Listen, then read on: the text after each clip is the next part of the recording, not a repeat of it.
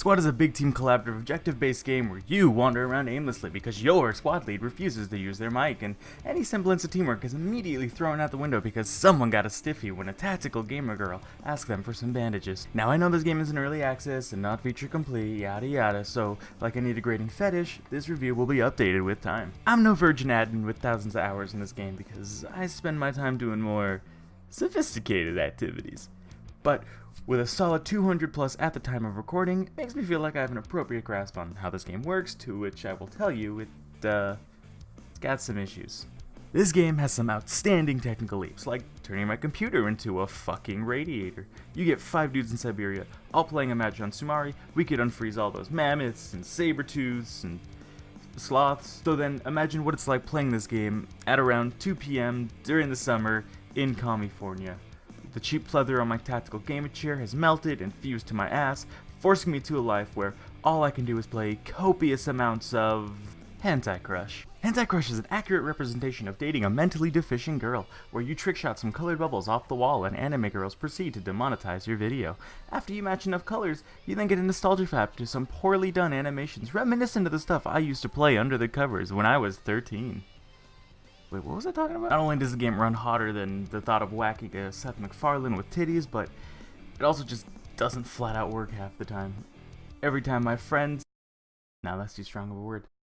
Every time my merry band of homosexuals sit down to play, we go for about 3 games. Now, every game, usually one of us crashes, and every time we play on Scorpo, we tear a rift in the fabric of space and time, swallowing all matter and leaving a radiant but harrowing white void realm, where the only thing accompanying you are crash logs. So let's strap on our big boy meat and do some maths.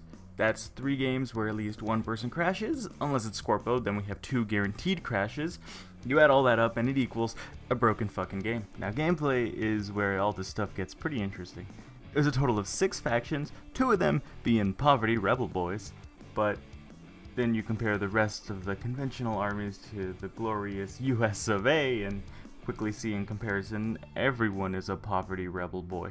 Where every faction has to deal with iron sights and not digital scopes, the US has scopes on their scopes. The medic gets a scope, the AT gets a scope, the combat NG gets a scope. The only one who doesn't get a scope is the crewman. And that's just because they used all the scopes giving the Jeeps times 12 zoom. But I mean, it's not supposed to be fair, it's supposed to be realistic. The US pumps a metric imperial ass ton of money into warfare and warfare accessories. So the only way to actually win against these guys is for their team to be ungodly amounts of retarded. Which most of the time, it is. I don't know why the conventional army side attracts so many Spectrum boys, but holy crap man, it's insane. You have people who just rush out, get wiped, don't set up fobs, abandon vehicles, people even using lodges as transports. You drove it out there, you might as well put down a fucking radio, you twat. Anywho, all of the conventional armies are pretty much just US, only, well, shit. But the poverty boys? This is where the game gets my nipples confused. On one hand, it's infuriating having outdated equipment, iron sights, and a fucking Nissan with some walls you took off Jamal's house welded onto the side, and a big machine gun that probably cost half the nation's treasury mounted on the bed. You wanna know how effective that is? It's not. It stops a pistol shot. Maybe. You know what it does do? Makes the car handle like a nightmare. I can't say I've ever drifted through butter and semen at the same time, but I can tell you that's what it fucking feels like. But damn does it feel good to win knowing you did it with a shitty SKS and a dream. The game isn't terrible, but unless you're willing to put up with a ton of bullshit, I'm not even going to start on the admins, load times, and how many times I've busted a load. But I can leave you with this conclusion. Scout cars are the best. Every set should have them. They make the game from playable to playable, but in a sweet ass car.